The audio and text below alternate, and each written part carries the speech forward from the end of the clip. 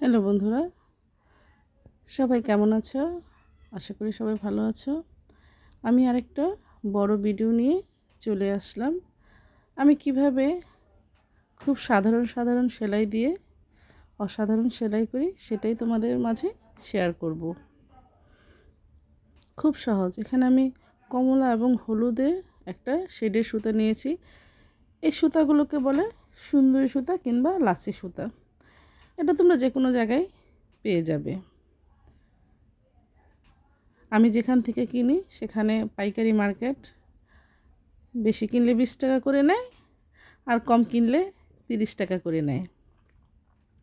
তারপরে এখানে আমি 2 তার সবুজ সুতা নিয়ে দেখো কিভাবে ফুলের কড়িটা করে নিচ্ছি। আসলে আমরা সবাই টুকিটাকি কাজ জানি। আসলে এই প্ল্যাটফর্মে কেউ প্রয়োজনে আসে, কেউ শখের বশে আসে। দেখা যায় অনেকের অবসর সময় কাটছে না, কিছু একটা করি। তবে কিছু নিয়ে ব্যস্ত থাকা খুব ভালো। এই তো আমি আরেকটা করে কিভাবে করছি দেখে নাও, দেখলেই যে কেউ পেরে যাবে। প্রথমে এক দিক থেকে তারপরে আরেক দিক থেকে সিঁড়ি উঠিয়ে নিলাম। এখন আরেকটা করে সেলাই দিয়ে নিব। এরপর মাঝখানে একটা দিলেই বাস হয়ে গেল সুন্দর একটা ফুলের কড়ি। প্রত্যেকটা কাজ খুব যত্ন এবং ধৈর্য নিয়ে করতে হয়, তবে সেই কাজগুলো খুব সুন্দর হয়ে ফুটে ওঠে।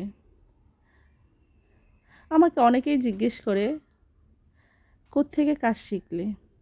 আসলে কাজ শেখার বিষয়টা জন্মগতভাবে পাওয়া, আমার মায়ের থেকে। আমার মা অনেক ভালো সেলাই কাজ জানতো, সেখান থেকেই শেখা। কত ছোটোবেলায় হাতে সুই সুতো নিয়েছি সেটা আমি নিজেও বলতে পারবো না। তারপরে বড় হওয়ার সাথে সাথে এই তো মোবাইলে, ইউটিউবে সব জায়গায় তো এখন পাওয়া যায়, দেখে দেখে অনেকটাই শিখে নিয়েছি।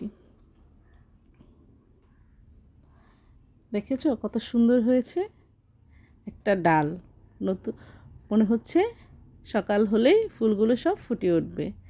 তারপরে দিয়ে নিচ্ছি একটু ছোট ছোট পাতার মতো, যেরকমটা আসলে থাকে ফুলের কড়ির মধ্যে।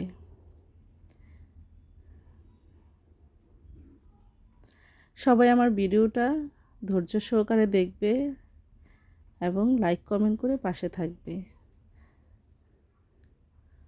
তোমাদের সহযোগিতা ছাড়া আমি আমার পথটা আগাতে পারবো না।